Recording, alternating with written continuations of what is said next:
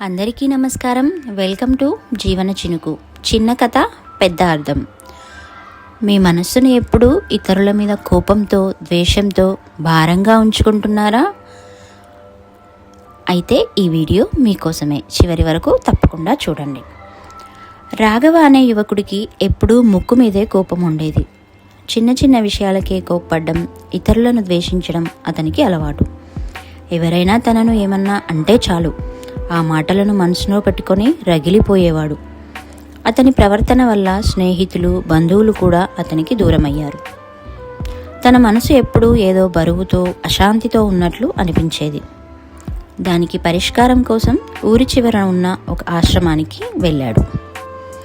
ఆశ్రమంలో ప్రశాంతంగా ధ్యానం చేసుకుంటున్న ఒక వృద్ధ సాధువు దగ్గరికి వెళ్ళి రాఘవ తన బాధను చెప్పుకున్నాడు.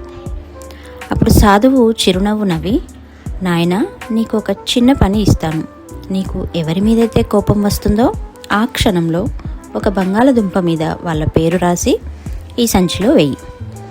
ఆ సంచిని వారం రోజుల పాటు నువ్వు ఎక్కడికి వెళ్ళినా నీ వెంటే తీసుకెళ్ళాలి.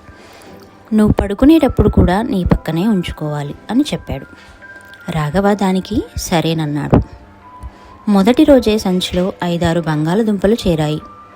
అలా రోజులు గడిచే కొద్దీ సంచి బరువు పెరిగిపోయింది.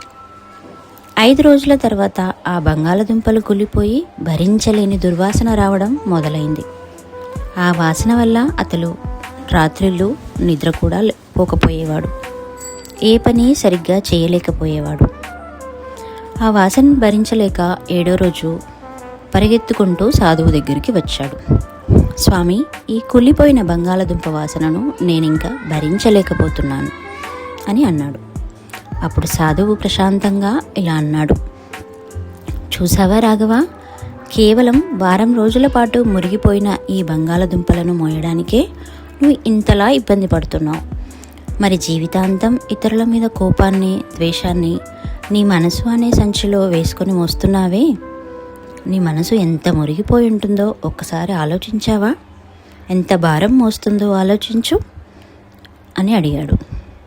ఆ ఒక్క మాటతో రాఘవ తన మనసులోని కోపాన్నంతా వదిలేసి ప్రశాంతమైన జీవితాన్ని ప్రారంభించాడు. మోరల్ ఆఫ్ ద స్టోరీ ఏంటంటే, ఇతరుల మీద కోపాన్ని, ద్వేషాన్ని పెంచుకోవడం కంటే కుళ్ళిపోయిన వస్తువులను మన బుర్రలో దాచుకోవడమే.